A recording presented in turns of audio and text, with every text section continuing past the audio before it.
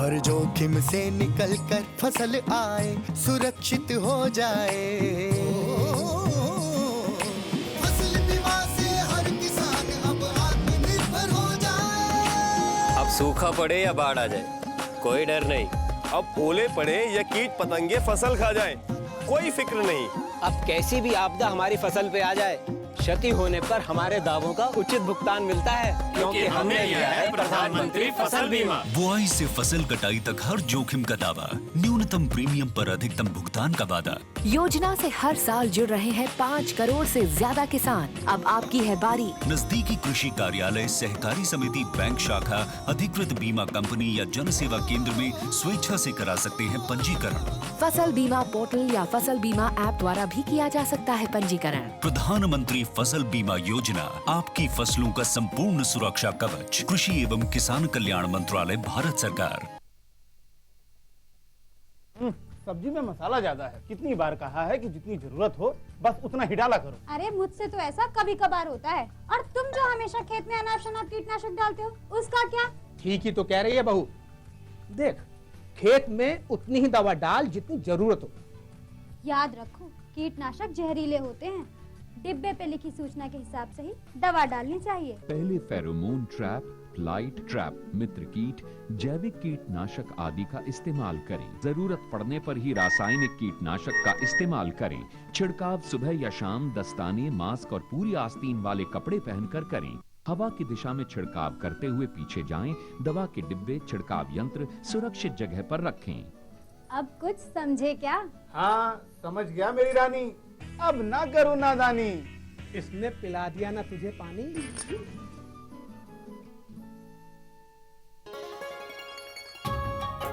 आप किसान भाइयों की खेती बाड़ी से जुड़ी हर समस्या का कृषि विशेषज्ञों द्वारा तुरंत समाधान। किसान कॉल सेंटर।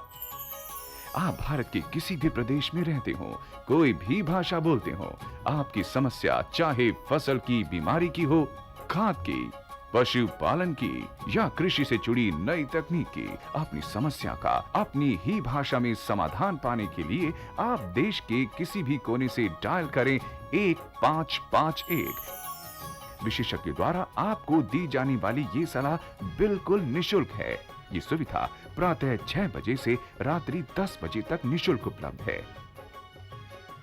किसान कॉल सेंटर यानी 1551। ये लो और बताओ। बस। अरे ये क्या भैया जी, बस इतनी सी रासायनिक खाद? किसानी छोड़ रहे हो क्या? किसानी नहीं, नादानी छोड़ रहे हैं। मिट्टी की जांच कराई है। अब तो लाला जी जितनी जरूरत है उतने ही उर्वरक खेत में डालेंगे। हाँ, किसान भाई आज ही अपने जिले की नजदीकी भूमि परीक्षण प्रयोगशाला में मिट्टी की जांच जरूर करवाएं और मिट्टी में पोषक तत्व, नमी व पौधे के विकास को देखते हुए केवल जरूरत के अनुसार ही पोषक तत्व डालें। और हाँ, मिट्टी में गंधक, जस्ता, बोरोन जैसे सूक्ष्म पोषक तत्वों का पता लगाना भी न भूलें। उर्वरक और जैविक खाद के सही उपयोग से भूमि का उपजाऊपन बनाए रखें, उत्पादकता बढ़ाएं, खर्चा घटाएं और बहुमूल्य विदेशी मुद्रा बचाने में भी सहयोग दें। और हाँ, धीमी गति से नाइट्रोजन उपलब्ध कराने वाले उर्वरकों जैसे नीम लेपित यूरिया को प्राथमिकता दें और यूरिया का पत्तों पर छिड़काव करें। अरे वाह, तू तो सचमुच समझदार हो गया रे। अधिक जानकारी के लिए संपर्क करें जिला कृषि अधिकारी या किसान कॉल सेंटर।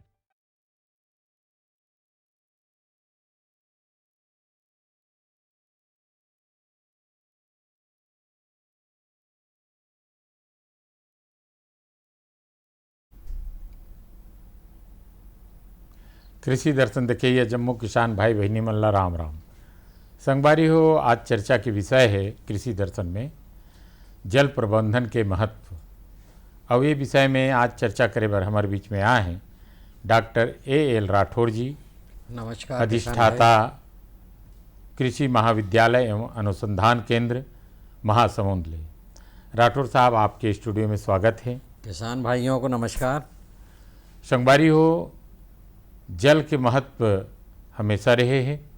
जल है तो जीवन है और जल के बिना सब शून्य है। खेती किसानी में जल के बहुत बड़ा महत्व है। जल के प्रबंधन कैसे करना चाहिए, ये विषय में हम राठौर साहब से चर्चा करबो। लेकिन किसान भाई हो, आप मन पर जल के प्रबंधन कैसे होना चाहिए, ये विषय में एक फिल्म बनाए हैं, वो फिल्म पहली देखबो, ओकर बाद राठौर साहब से चर्चा करबो।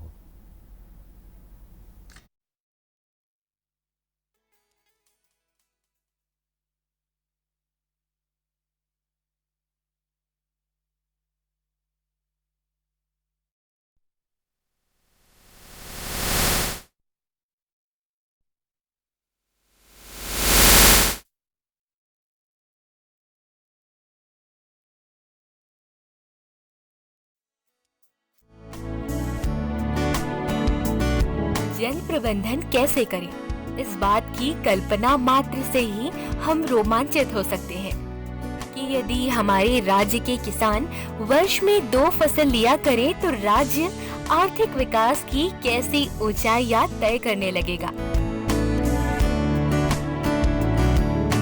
2 फसल लेने के लिए सबसे आवश्यक वस्तु है जल, और ये प्रकृति का हमारे राज्य को एक बहुत ही बड़ा वरदान है कि यहाँ वर्षा पर्याप्त मात्रा में होती है। ये और बात है कि उसे सहेज के रखना हमारी परंपरा का हिस्सा नहीं थी, मगर किसानों में बढ़ती जागरूकता ने जल संग्रहण को भी काश्तकारी का एक अंग बना दिया है।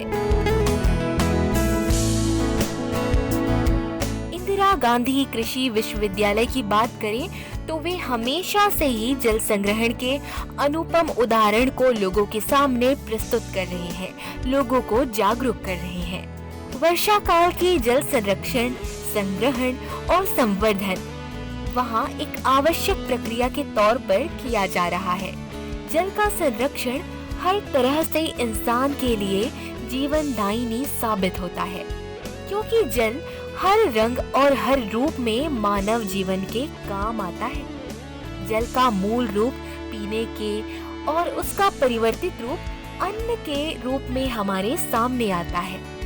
जिस राज्य की 80% से भी ज्यादा की आबादी किसान है, वहाँ जल की महत्ता ना समझी जाए तो जाहिर सी बात है कि हम उत्पादन की दृष्टि से पिछड़ जाते हैं।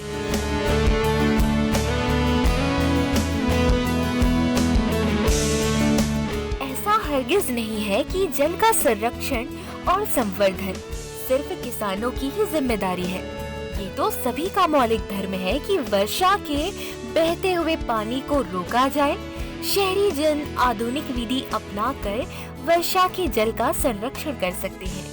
इस तरह से वे भूमिगत जल के स्तर को बढ़ा सकते हैं।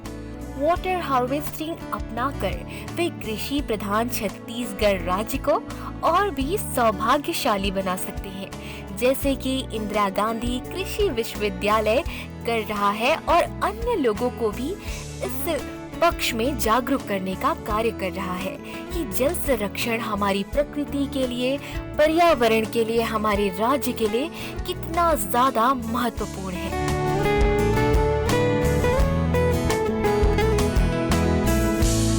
वर्तमान में हमारे राज्य का लगभग 28% क्षेत्र ही सिंचित है।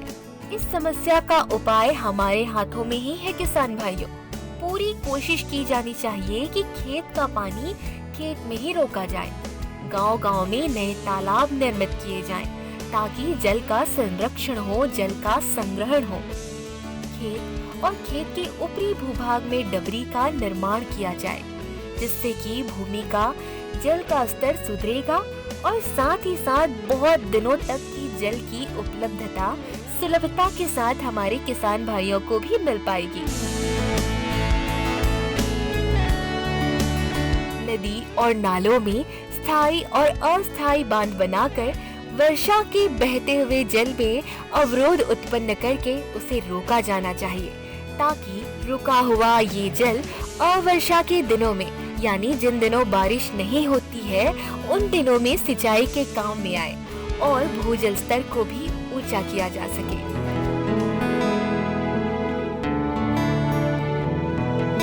वर्षा जल को संग्रहित और संवर्धित करने के और भी बहुत से उपाय हैं, जो किसान भाइयों के द्वारा अपनाया जाना चाहिए।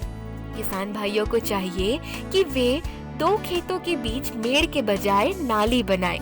साथ ही भूमि में जल की रिसन बढ़ाने के लिए बरसात के पानी को खेतों के आसपास एकत्रित और संग्रहित करना चाहिए।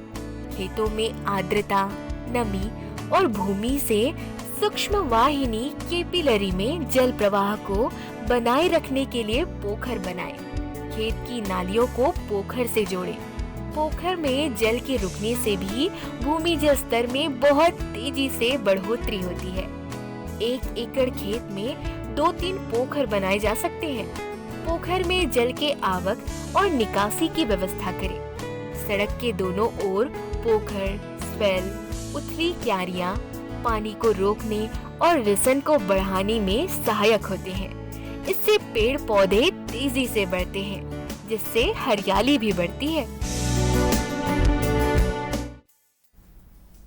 तो किसान भाई हो, देखे हो कि जल के कतेक सुघर ढंग ले प्रबंधन करना, कैसे संचय करना, पोखर कैसे बनाना, नाली कैसे बनाना, ये विषय में आप मन जानकारी ले हो फिल्म के माध्यम से। और हम लोग भरोसा है कि आपो मन हाँ जल प्रबंधन में आगू आहू। और आओ अब राठौर साहब से हम चर्चा शुरू करें।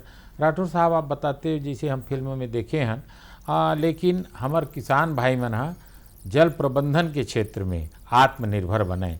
बरसात के दिन में तो बरसात के पानी से फसल होबे करते, लेकिन बरसात नहीं होते उस दिन में उमन फसल लेवाएं और लाभ कमाएं और जल के मामला में आत्मनिर्भर बनाएं। ये विषय में आप विस्तार से चर्चा करते हो। किसान भाई, आप सभी जानते हैं कि हमारे छत्तीसगढ़ में जी 1000 से 1200-1400 मिलीमीटर वर्षा होती है, यानी 1.25 मीटर पानी गिरता है। और उसके बाद भी जो बीच बीच के अंतराल में पानी नहीं गिरता है, उस समय धान, विशेषकर धान की फसल सूखे कारण प्रभावित होती है। और जो जब ज़्यादा पानी गिरता है तो नदी नालों में बाढ़ के रूप में पानी बह के चला जाता है। जी जी जी। इस पानी को यदि अपने खेत में या खेत की एक उचित जगह में रोका जाए, डबरी बनाकर, चेक डैम बनाकर, जहाँ नाला है नाला बंधान बनाकर, जहाँ बहुत बड़ा क्षेत्र है वहाँ टैंक निर्माण करके, तो निश्चित रूप से इस पानी का उपयोग उस समय किया जा सकता है जब बरसात नहीं होती और पानी की आवश्यकता होती किसान को। तो इस पानी को एकत्रित करके, जैसे डबरी का यदि हर खेत में या हर एरिया में निर्माण किया जाए जी जी, तो इसमें 1 या 2 पानी किसान को धान को बचाने के लिए पर्याप्त मिल जाते हैं। और लागत तो इसमें मनरेगा से पूरी फ्री बन जाती है। अच्छा। किसान को इस पे कोई आर्थिक वजन नहीं पड़ता है। मनरेगा से फ्री बनती, केवल अपनी ज़मीन उपलब्ध कराना है। और दूसरी स्कीमों से आपको पंप भी मिल सकता है जिसमें मिनिमम आपको लागत लगेगी। जहाँ पे नाला है तो वहाँ नाला में चेक डैम बनाना, अर्दन डैम बनाना, मिट्टी से बांध बनाना, तो उस तरह पानी रोक के भी किसान वक्त पे जब सूखा पड़ता है तो उस समय पानी दे सकता है और अपनी फसल को बचा सकता है। नाला बंधान, टैंक निर्माण बड़ी चीज़ है। जहाँ बहुत बड़ा एरिया है वहाँ टैंक निर्माण किया जा सकता है। और बहुत सारे एरिया में या तो नाली बना के या पाइप लगा के सिंचाई की जा सकती है। इस धान को बचाने के बाद जो पानी बचता है जी, उसको निश्चित रूप से 2 फसली दूसरी फसल लेने के लिए करना चाहिए। रबी के मौसम में करना चाहिए। ऐसी बहुत सारी धान, हमारी सोच ये बन गई है धान ही लेंगे, किंतु यदि पानी कम है तो 2 पानी में किसान भाई जान रहे हैं बहुत सारी फसलें आ जाती हैं। अच्छा, ये बताते हो राठौर साहब, बहुत अच्छा बात कहे हो। किसान भाई मन धान बोले थे, धान फिर गर्मी के धान फिर बोबो की थे, तो धान में पानी तो ज़्यादा लगना है, लेकिन धान से उमन आमदनी जतका होते उतके आमदनी दूसर फसल लबो करके कैसे उमन प्राप्त करे जिकर से हमार पानी भी बचे और किसान ला लाभ भी मिले, ओकर आमदनी भी बने रहे। किसान भाई जान रहे हैं कि धान में पानी भरना पड़ता है। हाँ, गहरा 1 फीट आधा फीट पानी भर के रखते तब धान की फसल ली जा रही। जी जी, विशेषकर बरसात के मौसम में। जी जी, 1 फीट 1.5 फीट पानी भरोगे तो निश्चित रूप से पानी नीचे जाएगा। यदि धान की फसल 10% पानी उपयोग करती है तो 90% पानी बुहा के नीचे से चला जाता है। और वो किसान अच्छे से जान रहे हैं जहाँ नहर सिंचाई है और गर्मी में धान ली जाती है। आप किसानों को तो यकीन है जो उस क्षेत्र में आते हैं, किंतु वो किसान जो उस क्षेत्र में नहीं आते वो यकीन नहीं करेंगे कि ऐसे क्षेत्रों में गर्मी में भी नाला चलते हैं। निश्चित अच्छा। निश्चित रूप से ये तो पानी का दुरुपयोग है। हाँ। कि गर्मी में नाला चलें, यानी जमीन के अंदर तो पानी जाता ही है, उससे जो ज़्यादा पानी आता है वो नाला में बह के जाता है। तो ये तो बहुत ज़्यादा दुरुपयोग है। तो इस पे बहुत सारे अनुसंधान किए गए कि यदि धान की जगह दूसरी फसलें लगाई जाएं, जैसे कि मक्का है, सब्जियां हैं, तो ये धान से लगभग 1/4 पानी में इनकी फसल आ जाती है। मतलब बहुत पानी की बहुत बचत है। 1/4 पानी में फसल आ जाती है। तो ऐसे ही क्षेत्र 3 गुना बढ़ जाएगा, 4 गुना। दूसरी तरफ जितना 1 एकड़ मक्का से फायदा होता है, उतना 1 एकड़ धान से फायदा होता है। ले तो क्षेत्र भी 3 गुना बढ़ गया, 4 गुना बढ़ गया। और 1 एकड़ से जितना फायदा धान से हुआ उतना इससे ही मिल गया। और यदि सब्जी लगाई है तो धान से भी बेहतर उससे फायदा किसान कमा सकते हैं। जी जी। तो इस तरह किसान भाइयों से विशेष आग्रह है कि जो गर्मी की धानें हैं उनकी जगह मक्का और मक्का जैसी दूसरी फसलें और सब्जियां लें। गर्मी में रेट भी अच्छा होता है सब्जियों का। मूंग वगैरह भी लगाए जाते हैं। मूंग भी लगाई जा सकती, जैसे आप जिन क्षेत्रों में बहुत कम पानी है या 1-2 सिंचाई ही मिल पा रही हैं, उन क्षेत्रों में 2-3 सिंचाई मिल पा रही, गर्मी में 3-4 सिंचाई, थोड़ी थोड़ी, ज़्यादा नहीं, गहरी पानी नहीं दे सकते, हल्का पानी।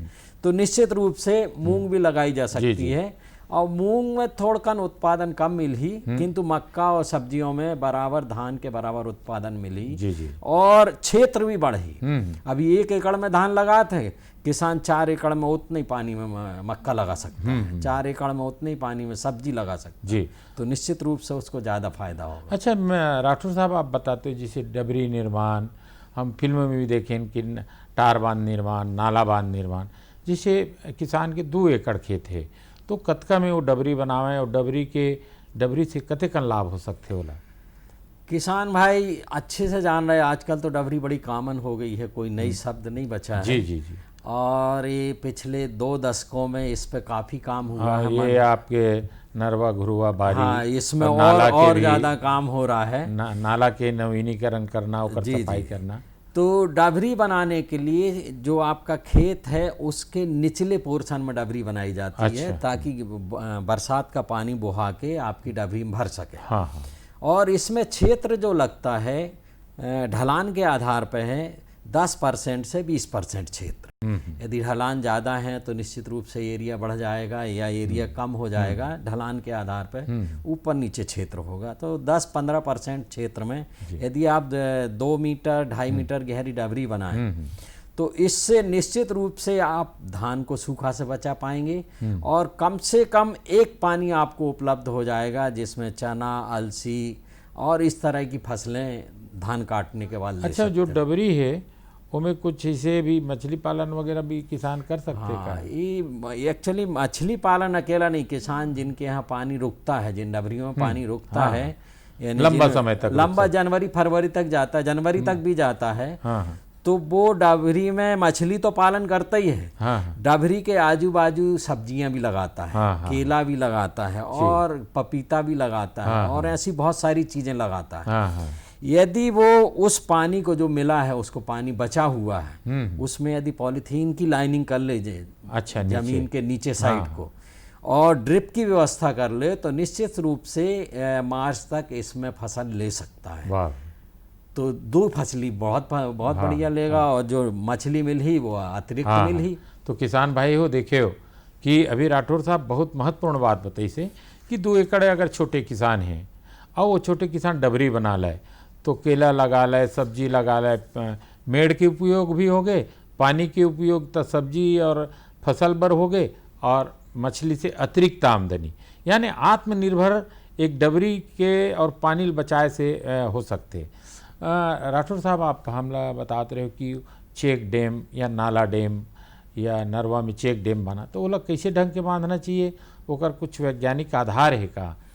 प्रबंधन के लिए? हाँ, एक्चुअली चेक डैम वगैरह वहाँ बनाए जाते हैं जहाँ कम से कम एरिया में अपन को मिट्टी उसका काम करना पड़े, जो भी आरसीसी का काम, और ज़्यादा से ज़्यादा भरा हुआ है और वहाँ खेत लगे हों किसानों के और उससे वो डायरेक्ट फायदा ले सकें। अच्छा अच्छा। ऐसे बहुत सारे और भी क्षेत्र हैं जहाँ की किसान असहाय हो जाते हैं। शासन ट्यूबवेल खोदने के लिए सब्सिडी दे रहा है, किंतु मैं एक गांव में काम करने गया था, राजनांद गांव में, सुरगी एक गांव है जी जी, जहाँ एक किनार में एक नदी बह रही, दूसरे किनार में दूसरी नदी बह रही है। अच्छा, दो नदी है, दो नदी के बीच का गांव है। किसान 1000 फीट नलकूप खोद रहा मगर एक बूंद पानी नहीं मिल रहा। अच्छा। अब किसान बोल रहा कि साहब मैं क्या करूं? तो वहाँ पे हम लोगों ने, इंदिरा गांधी कृषि विश्वविद्यालय ने एक प्रयोग किया जी कि यदि किसान तैयार हो जाएं, किसान स्वयं करें, किसानों की सहभागिता से किसान उसमें कंट्रीब्यूट करें, किसान का ही पैसा लगे, किसान की मेहनत लगे और किसान को पानी मिले, किसान को पानी मिले और किसान ही उसका संचालन करे, किसान ही उसकी देखरेख करे, किसान ही उसको बनाए। ऐसा एक हम लोगों ने प्रयोग किया सुरगी गांव में। करीब 2 किलोमीटर से पाइप द्वारा पानी लाया गया। वहाँ किसानों ने मोटर खरीद के 5 हार्स पावर की 2 मोटर रखी, किसानों ने अपने पैसे से पाइप से पानी लाया गया। एक बड़े से तालाब में पानी डाला गया। वहाँ किसानों ने पुनः 3 हार्स पावर के पंप लगाए। एक ग्रुप बना लिया कि 10-10 एकड़ किसान सींचेंगे एक पंप से, और 70-75 एकड़ ज़मीन में किसानों ने ही 10-10 एकड़ डिवाइड करके करीब 7-8 समूह बनाए। और जहाँ धान नहीं पकती थी, आज वहाँ किसान 3 फसल ले रहा है। ये प्रयोग 2016-17 में किया गया था, जिसमें 50 किसान शामिल हैं। 75 एकड़ ज़मीन में आज वो 2 से 3 फसल ले रहे हैं। और कोई सरकारी उसमें वो नहीं है कि इसका संचालन सरकार करेगी या सरकार इससे सब्सिडी देगी या सरकार छूट देगी।